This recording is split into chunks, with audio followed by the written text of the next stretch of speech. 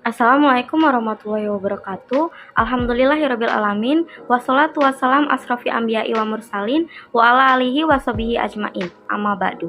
Pertama-tama perkenalkan, saya Mesya Fiolari Cayani dari kelas 11 MIPA 2 akan mempresentasikan tentang bab muamalah. Pengertian muamalah. Muamalah merupakan bagian dari hukum Islam yang mengatur hubungan antara seseorang dengan orang lain, baik seseorang itu pribadi tertentu maupun kelompok suatu badan hukum. Ada yang berpendapat bahwa muamalah adalah suatu kegiatan yang mengatur hal-hal yang berhubungan dengan tata cara hidup sesama umat manusia untuk memenuhi keperluan hidup sehari-hari. Tujuan muamalah adalah untuk menciptakan suatu kehidupan bermasyarakat yang tentram, damai, makmur, dan sejahtera.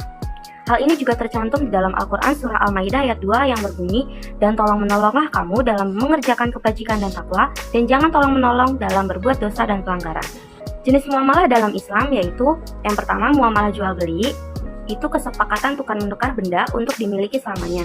Yang kedua ada muamalah utang piutang, menyerahkan harta benda dengan catatan akan dikembalikan di waktu kemudian hari dan tidak mengubah keadaan. Yang ketiga, sewa menyewa, imbalan yang harus diterima oleh seseorang atas jasa yang diberikannya. Jasa bisa berupa tenaga, pikiran, tempat tinggal, hewan, dan lain-lain. Prinsip ekonomi Islam. Prinsip ekonomi Islam menurut bahasa adalah kegiatan ekonomi berdasarkan Islam. Sedangkan menurut istilah yaitu usaha atau upaya untuk mengatur roda perekonomian yang berasaskan syariat Islam. Prinsip ekonomi Islam yang dijadikan acuan umat Islam dalam melakukan kegiatan ekonomi yaitu yang pertama, adanya akad atau perjanjian. Yang kedua, berniaga dengan jalan suka sama suka. Yang ketiga, larangan penipuan. Yang keempat, teradministrasi dan kejelasan bertransaksi.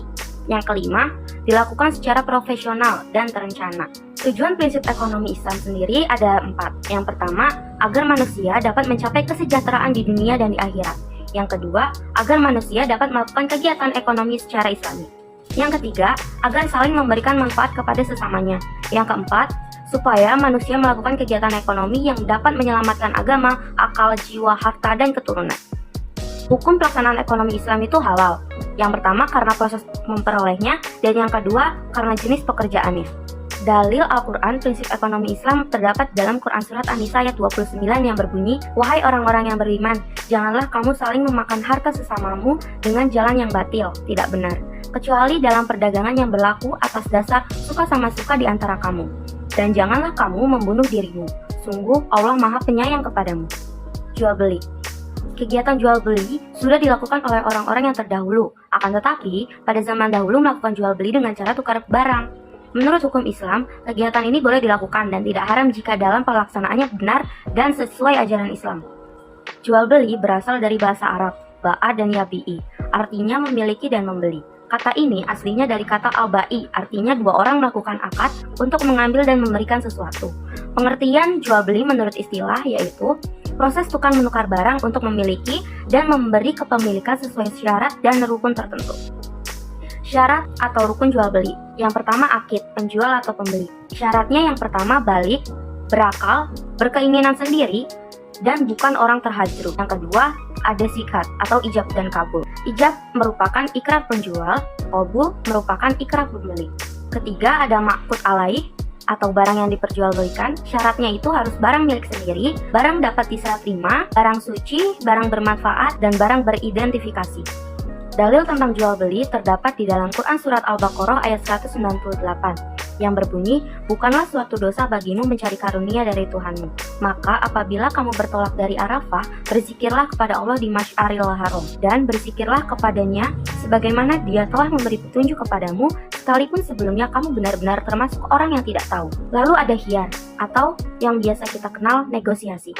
Khiyar menurut bahasa memiliki arti memilih antara dua pilihan, sedangkan menurut istilah yaitu hak yang dimiliki penjual atau pembeli untuk memilih antara meneruskan akad jual beli atau membatalkannya. Hukum khiyar yaitu mubah bagi penjual dan pembeli dengan cara membuat kesepakatan dalam akad atau transaksi jual beli, tapi jika dilakukan dengan tujuan menipu, maka hukumnya haram. Macam-macam khiyar. Khiyar majlis ditentukan oleh tempat. Khiyar syarat memiliki syarat berlaku 3 hari 3 malam. Khiyar aibi dimiliki oleh pembeli untuk membatalkan akad jual beli atau meneruskannya karena terdapat cacat pada barang yang dibeli. Khiyar ru'yah hak bagi pembeli untuk meneruskan jual beli atau membatalkannya karena objek yang dibeli belum dilihat ketika akad berlangsung. Lalu ada syirkah. Syirkah adalah kerjasama antara dua orang atau lebih dalam permodalan, keterampilan, atau kepercayaan dalam usaha tertentu dengan pembagian keuntungan. Secara umum dibagi dua macam, yaitu yang pertama, syirkah amlak, persekutuan kepemilikan dua orang atau lebih terhadap suatu barang tanpa transaksi syirkah.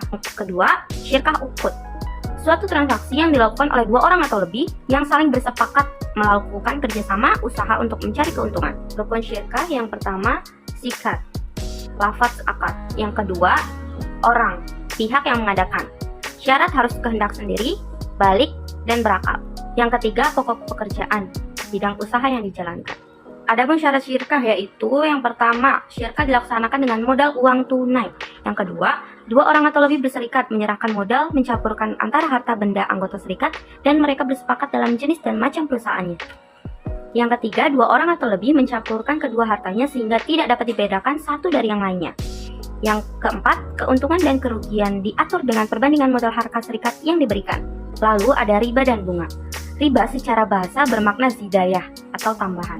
Riba adalah penetapan bunga atau melebihkan jumlah pinjaman saat pengembalian berdasarkan presentasi tertentu dari jumlah pinjaman pokok yang dibebankan kepada peminjam.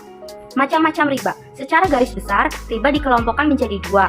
Yang pertama, riba dalam transaksi utang piutang. Yang kedua, riba dalam transaksi jual beli. Contoh riba dalam transaksi utang piutang yaitu riba qard.